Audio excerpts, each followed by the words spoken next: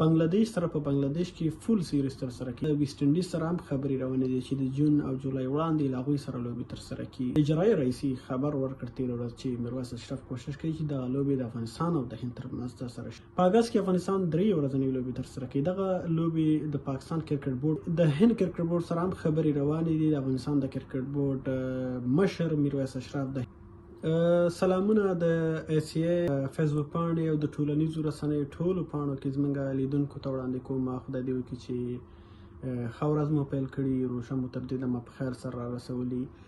د افغانستان او د پاکستان ترمنځ لوبلړۍ په ښه ډول باندې پای ته ورسېدله. دغه تاریخي بریا دې بیا هم تاسو ته مبارکي او تاسو به دغه لوبې ټولې اورېدلې وي، لیدلې به مو وي، کتلې به مو وي او خوند مو ترې اخیستی. نږدې د افغانستان په 14 کلن نړیوال کرکټ کې د ټولو افغانانو دا هیله وه چې پاکستان ته دې ماتې ورکړي او هماغسې وشو چې افغانستان پاکستان ته ماتې ورکړي او هغه سیریز افغانستان په خپل نوم کړ. راځم ډیرو لیدونکو پوښتنې کړي دي چې افغانستان له دې وروسته د کومو نړیوالو لوبډلو سره لوبې ترسره کوي او په هغې کې به په کومو نیټو باندې دي، یا د افغانستان کرکټ لوبډله بیزي ده، د افغانستان کرکټ لوبډله مصروفیات لري او یا هم د دغه سیریز وروسته کور ته ولاړه. اول خو دا ده چې افغانستان خپل بریالی سفر پای ته ورسېد. نن لوبډله کابل ته ورسېدله او ښه هرکلی وشو. دا په تاریخ کې په زړه پورې بریا وه چې افغانستان ترلاسه کړه. دویمه خبره د نورو لوبو په تړاو باندې ده. د افغانستان لوبډله به تر 2 میاشتو پورې دمه کوي او د 2 میاشتو وروسته به دوی په بنگلاديش سره په بنگلاديش کې فول سیریز تر سره کوي. په هغې کې به 6 ورځې سیالۍ وي، په هغې کې به 1 ډے سیالۍ وي، په هغې کې به ټیسټ سیالۍ وي.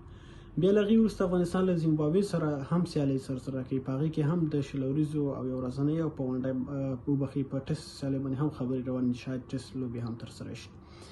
بیا له هغې وروسته افغانستان دا ټولې لوبې له اګست وړاندې دي.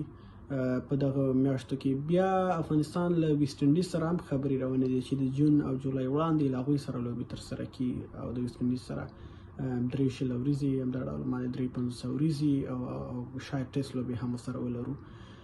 همدا ډول باندې د هند کرکټ بورډ سره هم خبرې روانې دي. د افغانستان د کرکټ بورډ مشر میرویس اشرف د هند ویزه ترلاسه کړې او شاید د آی پی ایل پرانیستو مراسمو ته ولاړ شي یا د آی پی ایل په منځ کې او یا وروسته لاړ شي، تر څو په جون او په جولای کې د افغانستان او د هند پاتې 3 ورځنۍ سیالۍ چې د اف ټي پي پروګرام برخه وي په هغې خبرې وکړي چې هغه لوبې په کومو نیټو ترسره شي. هند لیوالتیا ښودلې چې په جون یا په جولای کې له افغانستان او یا هم له سریلانکا سره لوبې ترسره کړي، ځکه دوی په جون او په جولای میاشت کې 3 یا نه تر 4 هفتو پورې خالي ځای په خپل سکیجول کې لري. غواړي چې دا هم بشپړ کړي او دغه دوه لوبډلو سره یوې سره لوبې ترسره کړي. د افغانستان د کرکټ بورډ مشر خبر ورکړی ده چې د اجرایي رئیسي خبر ورکړ تېره ورځ چې میرویس اشرف کوشش کوي چې دغه لوبې د افغانستان او د هند ترمنځ ترسره شي او په دې اړه سره خبرې وکړي.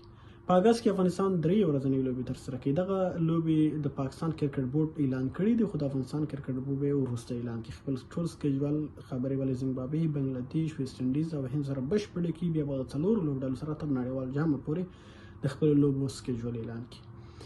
تر هغې وروسته افغانستان په سپټمبر کې ایشیا کپ کې لوبېږي. په ایشیا کپ کې هم افغانستان له ستر لوبډلو هند، سریلانکا، بنگلاديش، پاکستان سره لوبې ترسره کوي چې دا هم ښه خبر ده. ایشیا کپ شاید نیمې لوبې په پاکستان او ځینې نیمې په عمان، اماراتو یا هم سریلانکا کې ترسره شي، دا هم ښه خبر ده. بیا له هغې وروسته افغانستان د 6 ورځ نړیوال جام کې د اوبخي ورځنیو نړیوال جام کې ګډون کوي چې هغه په هند کې ترسره کیږي او هغې دپاره به هم بشپړ تیاری نیول شوې ده. د افغانستان کرکټ بورډ غواړي چې له هغې وړاندې دغه لوبې ترسره کړي او بیا نړیوال جام ته په ښه ډول باندې تیار شي.